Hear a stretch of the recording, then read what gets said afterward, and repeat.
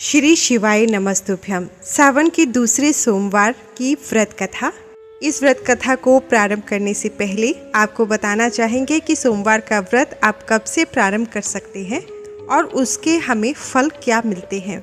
सोमवार का व्रत चैत्र, वैशाख, श्रावण, मार्गशीर्ष तथा कार्तिक मास में आरंभ किया जा सकता है।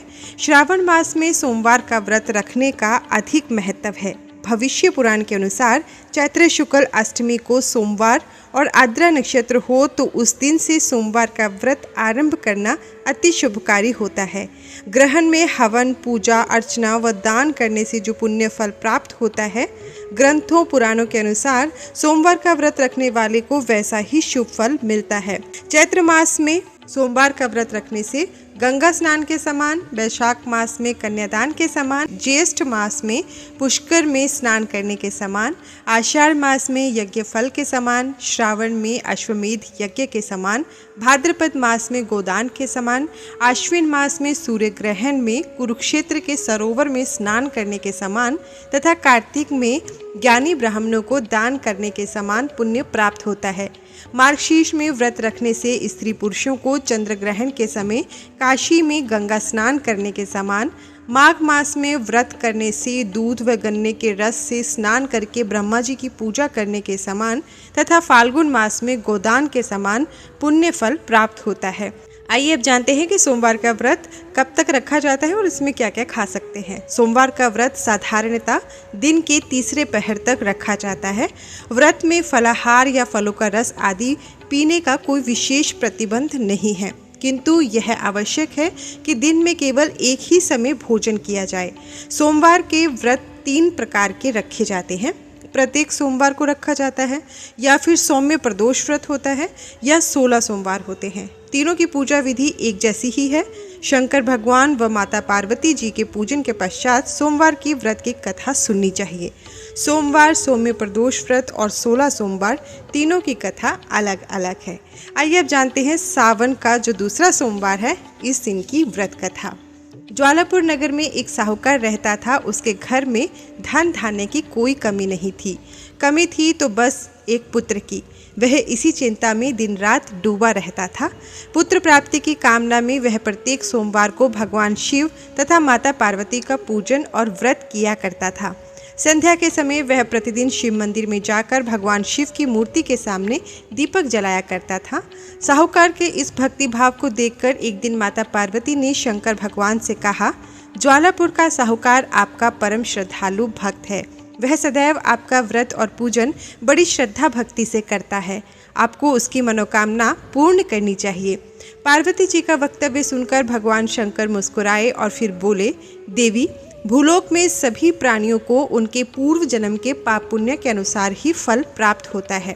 तब पार्वती जी ने अत्यंत आग्रह पूर्वक कहा, भगवान, वह साहूकार आपका परम भक्त है, अतः यदि उसे किसी प्रकार का दुख है तो आपको उसका निदान अवश्य करना चाहिए, क्योंकि आप सदैव ही अपने भक्तों के दुखों व कष्टों को हरते आए हैं। पार्वती जी का आग्रह भगवान शिव नहीं टाल सके और बोले, हे देवी, उस साहूकार के कोई पुत्र नहीं है। वह इसी चिंता में दिन रात घुलता रहता है। विधि के विधान के अनुसार उसके भाग्य में पुत्र न होने पर भी मैं उसे पुत्र प्राप्ति का वरदान देता हूँ, परंतु जब उसकी उम्र केवल 12 वर्ष की होगी तो वह मृत्यु को प्राप्त करेगा। माता पार्वती और भगवान शिव का यह वार्तालाप साहूकार सुन रहा था।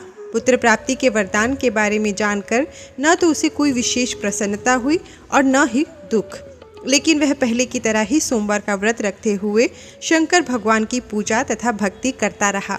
शंकर भगवान के वरदान से साहूकार की धर्मपत्नी शीघ्र ही गर्भवती हो गई। साहूकार के घर में खुशियां छा गई। 9 महीने के बाद साहूकार की पत्नी ने एक अत्यंत ही सुंदर पुत्र को जन्म दिया। इस अवसर पर साहूकार ने ब्राह्मणों और निर्धनों को खूब अन्न, वस्त्र, धन दान स्वरूप प्रदान किया। जब उसका पुत्र 11 वर्ष का हो गया तो साहूकार की पत्नी ने साहूकार से अपने पुत्र के विवाह के लिए विनती की। साहूकार ने उसकी इस विनती को टाल दिया और बोला, हे प्रिय, मैं अभी अपने पुत्र का विवाह नहीं करूंगा। अभी मैं उसे पढ़ने के लिए काशी जी भेजना चाहता हूँ। साहूकार के इस निर्णय पर उसकी पत्नी को दुख तो बहुत हुआ, लेकिन उसने इसका कोई विरोध नहीं किया। तब साहूकार ने अपने साले को बुलाकर उसे बहुत सा धन देकर कहा, तुम अपने भांजे को पढ़ने के लिए काशी जी ले जाओ। उसने उससे यह भी कहा कि रास्ते में जिस नगर में भी रुको वहाँ यज्ञ तथा ब्राह्मणों को भोजन कराकर आगे बढ़ना।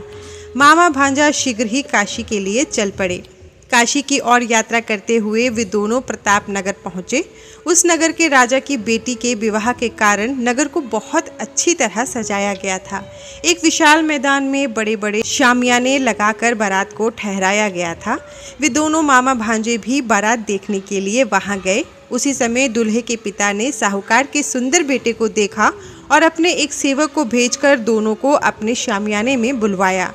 राजा अपने जिस बेटे की बारात लेकर राजकुमारी से विवाह के लिए आया था वह एक आंख से काना था। वैसे राजा ने सेहरे की बड़ी बड़ी लड़ियों के पीछे उसके चेहरे को छिपा दिया था, लेकिन वह इस बात से बहुत चिंतित था कि उसके बेटे के काने होने का पता राजा को चल गया तो वह विवाह से इनकार कर देगा और बारात वापस लौटा देगा।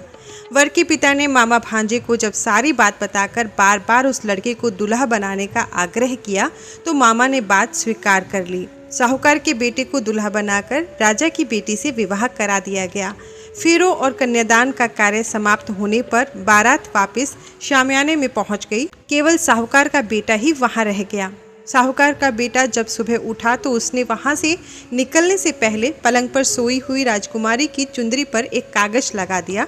उस कागज पर उसने लिखा था, तुम्हारा विवाह तो मेरे साथ हुआ है, परंतु जिस दूल्हे के साथ तुम्हें विदा किया जाएगा वह एक आंख से काना है।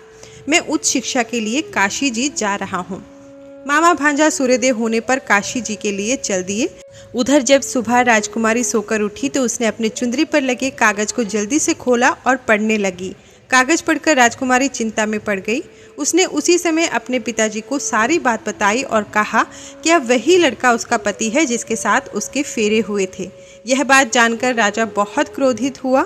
उसने दूसरे राजा के लड़के के साथ राजकुमारी को विदा करने से इनकार कर दिया। अंततः दूसरा राजा अपने बेटे और बारात के साथ खाली हाथी वापस लौट गया। उधर साहूकार का बेटा और उसका मामा काशी जा पहुँचे। वहाँ जाकर मामा ने यज्ञ करना और अपने भांजे को पढ़ाना प्रारंभ कर दिया। जब लड़के की आयु 12 वर्ष की हुई तो उसकी मृत्यु का समय नज़दीक आ गया। उसके मामा को इस संदर्भ में कुछ भी ज्ञान न था। उसने एक बहुत बड़े यज्ञ का आयोजन किया था। यज्ञ अभी चल ही रहा था कि लड़के ने अपने मामा से कहा, मामा जी मेरी तबीयत कुछ खराब हो रही है, मैं कुछ देर आराम करना चाहता हूँ, आप यज्ञ का कार्य पूरा कराइए। लड़का अपने शयन कक्ष में जाकर लेट गया। शंकर भगवान के वरदान के अनुसार लेटे लेटे ही उसकी मृत्यु हो गई। यज्ञ के बीच मामा ने कक्ष में जाकर जब लड़के के मृत शरीर को देखा तो उसे बहुत दुख हुआ, लेकिन यज्ञ में विघ्न पड़ने के विचार से उसने स्वयं पर संयम रखा और इस बात की चर्चा किसी से भी नहीं की। ब्राह्मणों के जाने के बाद उसने रोना पीटना शुरू किया। संयोगवश उसी समय शिव पार्वती यज्ञ स्थल के ऊपर से गुजर रहे थे। पार्वती जी ने जब जोर जोर से रोने की आवाज़ सुनी तो शंकर भगवान से बोली, हे प्राणनाथ, कोई दुखिया रो रहा है, उसके कष्ट का निवारण कीजिए। भगवान शिव और माता पार्वती ने समीप जाकर देखा तो उन्होंने उस साहूकार के मृत बेटे को पहचान लिया। पार्वती जी कहने लगी, भगवान यह तो ज्वालापुर के साहूकार का वही बेटा है जो आपके वरदान से पैदा हुआ था।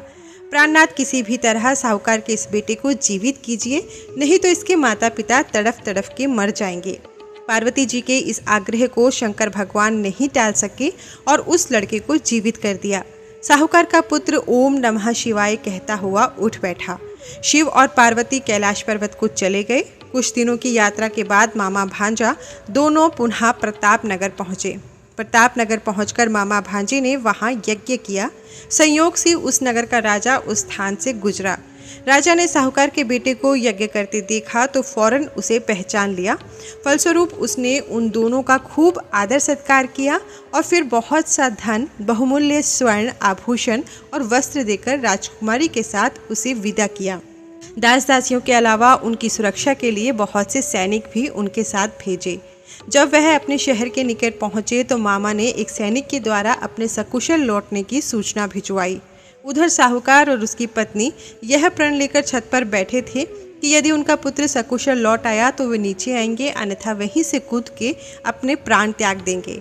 जब सैनिक ने आकर यह समाचार दिया कि उनका पुत्र सकुशल लौट आया है तो उन्हें एकाएक विश्वास नहीं हुआ।